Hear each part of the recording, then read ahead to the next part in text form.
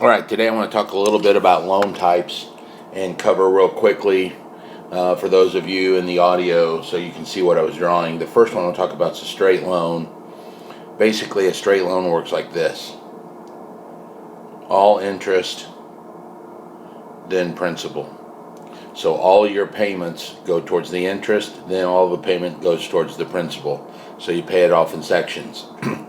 The big difference here is that the balance is supposed to be zero when you're done. All right, this is called a straight loan. Now, another type of loan is called an interest-only loan. This is where you pay off just interest. Basically, you are renting the money.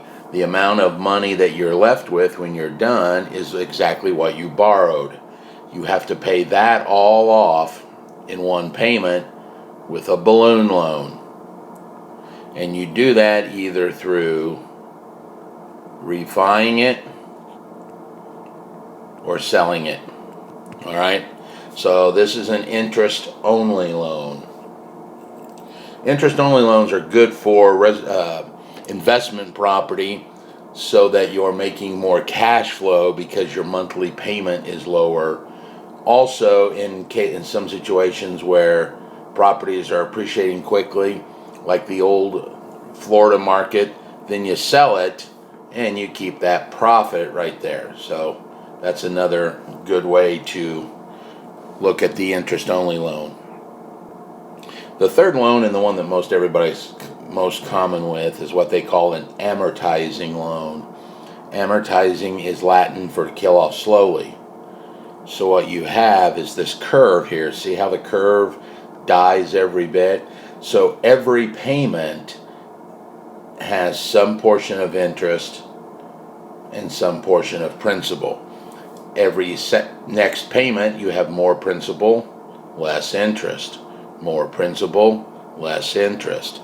Sometimes you hear this called a level payment loan because your payment is the same every month.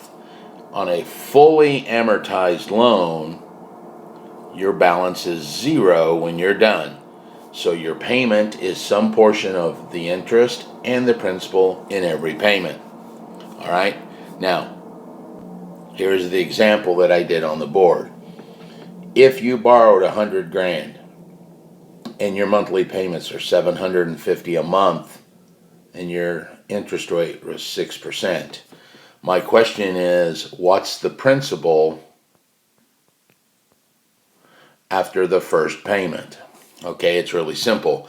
The thing you need to realize is your total interest is 6% or $6,000. But if you divide that by 12 because you want it per month, your interest payment is $500. So if you paid $750 a month minus the interest, your principal was only $250. Therefore, after the first payment, you owe $99,750. Now, if I wanted to go on and do that a little further, I could show you that now $99,750. Then you would multiply that by your 6% against your interest rate, divide that by 12, and it turns out to be like $251.25, which makes sense because it's more than the one on your first payment, which was $250. That's what I told you. So that's actually wrong. That would be your principal because your interest turns out to be less than $500. It's $498.75. Makes your principal $251.25. So you would take the $99,750 minus the $251.25 to get, $98.75 is your principal. Then you would use that for your third and do the whole thing over. That is called an iteration. And in the math world, an iteration is where you use the answer from the first one as the beginning of the second, and then you use the answer of the second as the beginning to the third, and you keep going. All right? So that was amortized loan. The next loan that we deal with is what's called an ARM, which stands for adjustable rate mortgage. There are a couple parts you need to distinguish about an ARM. The first one is called the index. This is some financial indicator that it's tied to. Let's do an example.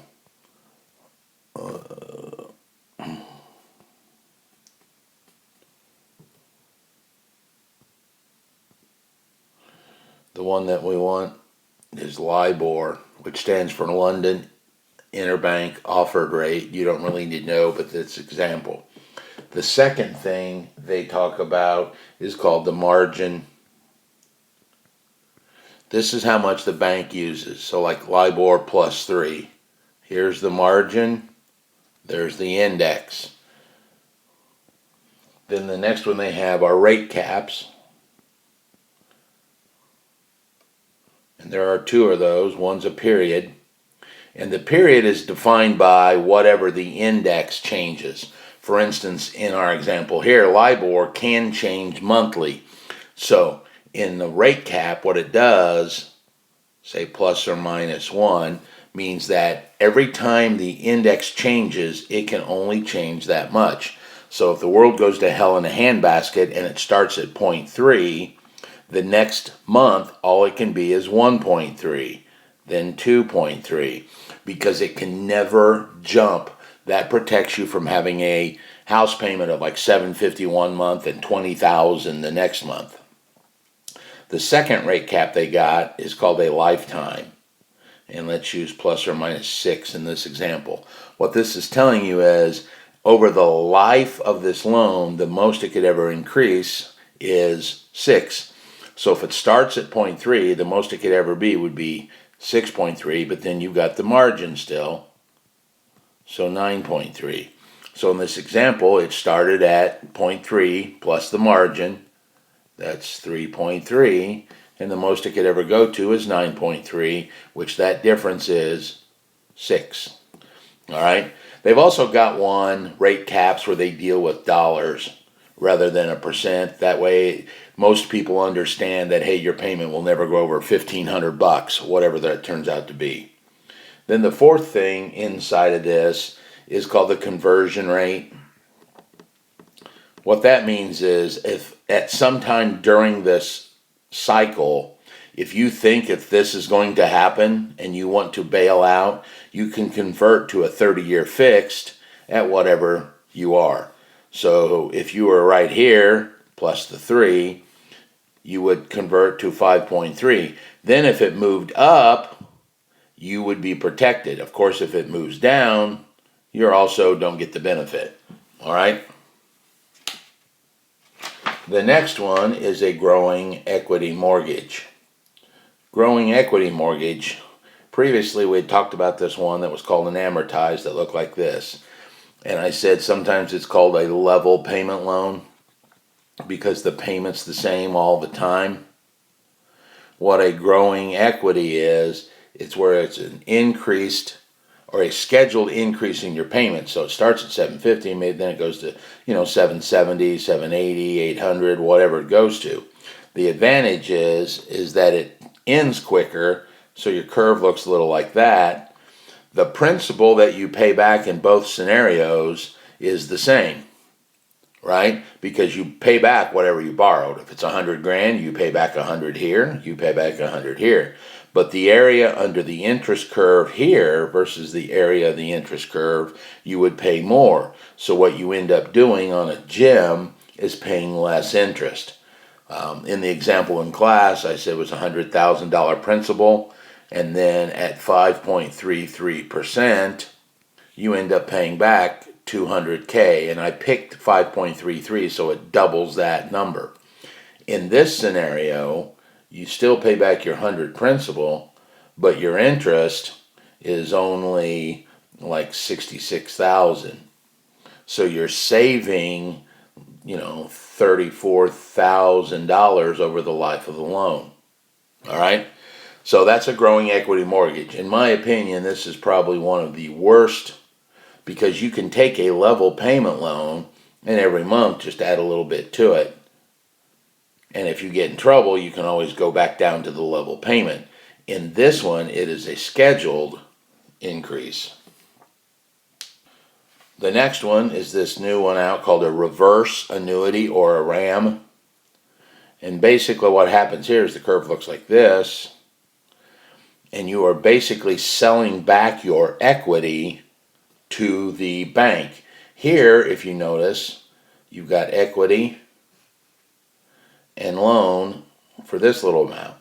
Well, instead of you paying the bank, they pay you, and then say in some time frame, now you have a loan of this amount and equity of this amount, and when the person that has this passes away, you just sell it, pay off the loan, and this is what you keep.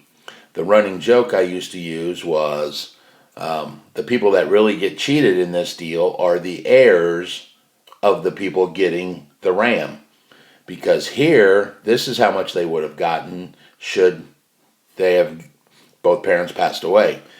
If they live 20 more years, here's the equity they get, which is, as you can see, much less than they would have. And that is called a reverse annuity mortgage.